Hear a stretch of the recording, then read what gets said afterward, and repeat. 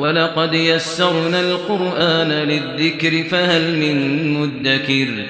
اعوذ باللہ من الشیطان الرجیم بسم اللہ الرحمن الرحیم اللہم الہمنی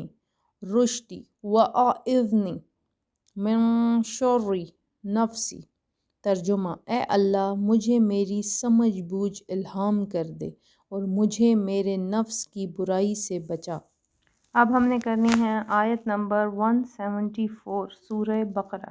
ان الذین یقیناً جو لوگ یکتمون چھپاتے ہیں ما جو چیز انزل اللہ اتاری اللہ نے من الکتابی کتاب میں سے ویشترون اور لیتے ہیں بھی اس کے بدلے ثمنا قلیلا معاوضے قلیل اولئک یہ لوگ ما یأکلون نہیں ڈالتے فی بطونہم اپنے پیٹوں میں الا النار مگر آگ ولا یکلمہم اللہ اور نہیں کلام کرے گا ان سے اللہ یوم القیامتی قیامت کے دن ولا یزکیہم اور نہ پاک کرے گا انہیں ولہم اور ان کے لیے عذاب علیم عذاب ہے دردناک۔ ان الذین یکتمون ما انزل اللہ من الکتاب جو لوگ ان احکام کو جو اللہ نے اپنی کتاب میں نازل کیے ہیں چھپاتے ہیں۔ کافروں کے ایک گروہ مشرکین کے اعمال کا ذکر کرنے کے بعد اب یہاں پر دوسرے گروہ یعنی یہودیوں کا تذکرہ کیا جا رہا ہے۔ پہلا گروہ جو تھا وہ اللہ سبحانہ وتعالیٰ کے حق میں کوتاہی کرنے والا تھا اور دوسرا گروہ مصطفیٰ کریم علیہ الصلاۃ والسلام کے حق میں کوتاہی کرنے والا ہے۔ اس کا شان نزول یہ ہے کہ یہودیوں کے سردار کے علماء یہ امید رکھتے تھے کہ حضور علیہ الصلاۃ والسلام ان میں سے ہوں گے یعنی ان کی نسل سے ہوں گے، لیکن جب انہوں نے دیکھا کہ سرکار دو عالم حضور علیہ الصلاۃ والسلام دوسری قوم میں سے ہیں تو انہیں یہ اندیشہ ہوا کہ لوگ تورات اور انجیل میں حضور علیہ الصلاۃ والسلام کے اوصاف دیکھ کر آپ کی فرما برداری کی طرف جھک پڑیں گے اور ان یہودی سرداروں اور علماء کے نذرانے ہدیے تحفے تحائف سب بند ہو جائیں گے، ان کی حکومت بھی چلی جائے گی۔ تو اس خیال سے انہیں حسد پیدا ہوا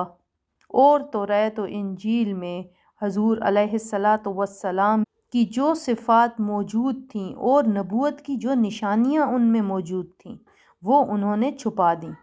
چند پیسوں کی لالچ میں اپنی خواہش کے مطابق شریعت میں رد و بدل بھی کر لیتے تھے، خود بھی ہدایت سے محروم رہتے اور دوسروں کو بھی ہدایت سے محروم رکھتے، خود بھی گمراہ رہے اور دوسروں کے لیے بھی ہدایت کے دروازے بند رکھے۔ یہ جرم کیونکہ اتنا بڑا تھا اس لیے اس کی سزا بھی اتنی سخت رکھی گئی۔ یہودیوں کے اس طرز عمل پر اللہ سبحانہ وتعالیٰ نے فرما دیا ذاتی مفادات یا دنیاوی عیش و آرام کے لیے جو یہ حرام مال کما رہے ہیں، اللہ کی کتاب اور اس کے احکام جو یہ لوگ چھپا رہے ہیں ان سے حقیقت میں یہ اپنے پیٹ میں جہنم کی آگ بھر رہے ہیں، کیونکہ ان کی یہ سب حرکات انہیں جہنم میں لے جانے کا سبب بنیں گی اور روز قیامت یہ لوگ اللہ سبحانہ وتعالیٰ سے ہم کلامی کے شرف سے بھی محروم رہیں گے، رحمت الہی سے بھی دور رہیں گے اور کفر کی گندگی میں ڈوبے ہوئے ہوں گے اور انہیں کسی بھی طرح گناہوں سے پاک نہیں کیا جائے گا بلکہ جہنم میں پھینکا جائے گا۔ دیکھیں یہاں پر ایک بات ذہن میں رکھیں کہ چھپانا یہ بھی ہوتا ہے کہ کتاب میں اگر کوئی مضمون ایسا ہے جو آپ کو لگتا ہے کہ اس وقت سب کا جاننا ضروری ہے یا سامنے والا کوئی ایسی غلطی کر رہا ہے جس پر اسے پھر گناہ بھی ملے گا اور آپ جان بوجھ کر وہ مضمون چھپا لیتے ہیں، اس کو نہیں بتاتے یا اس میں کوئی رد و بدل کر بتا دیتے ہیں، کیونکہ اس کو ایز اٹ از بتانے میں آپ کا بھی نقصان ہے۔ مثلاً دیکھیں، اس کو ایک چھوٹی سی مثال سے سمجھیں، یہ اب عام مثال ہے۔ ہم مثال کی بات ہے، میں ہوں ایک پارلر چلاتی ہوں، ٹھیک ہے، مجھے پتہ ہے کہ قرآن پاک کے مطابق کیا کیا کام نہیں کرنے پارلر میں، لیکن اب اگر میرا وہ کام بند ہوتا ہے اس وجہ سے، یا سامنے والا کر رہا ہے اور میں اسے منع نہیں کرتی کہ دیکھو پلکنگ کرنا، تھریڈنگ کرنا غیر ضروری طور پر، یا آرٹیفیشل بال لگانا یا آرٹیفیشل پلکیں لگانا، اب مجھے پتہ ہے کہ یہ چیز غلط ہے، لیکن یہ غلط ہونے کے باوجود میں کسی کو اس لیے نہیں روکتی کہ یا تو یہ میں خود استعمال کر رہی ہوں، یا تو پھر اس سے میرا پارلر یا کوئی بھی چیز میری بند ہو جائے گی۔ تو دیکھیں، یہ چھپانے میں آتا ہے، اگلے کو بتا دینا چاہیے، باقی پھر وہ جانے اور اس کی مرضی جانے۔ جب ایک چیز کا علم مجھ تک پہنچ گیا ہے تو مجھ پر یہ فرض ہے کہ وہ میں دوسروں کو بتاؤں۔ بے شک میں کسی سے عمل نہیں کروا سکتی، لیکن آپ کو بھی جہاں تک علم پہنچ جاتا ہے تو یہ یاد رکھیں کہ پھر اس پر عمل کرنا آپ پر فرض ہو جاتا ہے، اور اگر ہم یہ عمل نہیں کرتے تو پھر یہ اللہ تعالیٰ کی آیتوں کو چھپانا ہے۔ بہت سے لوگ اسی وجہ سے قرآن پاک سے دور ہو جاتے ہیں کہ پھر ہمیں عمل کرنا پڑے گا، اور یہ عمل ہی یہاں پر مشکل کام ہے۔ ہم نے عمل کر دیا تو بس سارا کام ختم ہو گیا۔ اللہ سبحانہ و تعالیٰ کو عمل ہی تو چاہیے ہمارا، صرف یہ میٹھی میٹھی باتیں اور اچھی اچھی باتیں سن لینا ہی تو کہیں پہ کافی نہیں ہے۔ یہ جو آیات ہیں، یہ صرف ہم نے یہ نہیں سوچنا کہ یہ ان میں یہودیوں کا ذکر ہے، یہ ان کے بارے میں ہے، بلکہ ہم نے یہ سوچنا ہے کہ ان میں سے کوئی کام ہم تو نہیں کر رہے۔ ہم نے ان سے عبرت لینی ہے کہ ایسے غلط کام کرنے کے بعد ان کا کیا انجام ہوا تھا اور ہمارا کیا انجام ہوگا۔ دیکھیں، جیسے یہودی طرح طرح کی رد و بدل کرتے تھے قرآن پاک میں، اب ہم نے یہ دیکھنا ہے کہ ہم تو کوئی آیت جاننے کے بعد اس طرح کے رد و بدل نہیں کرتے،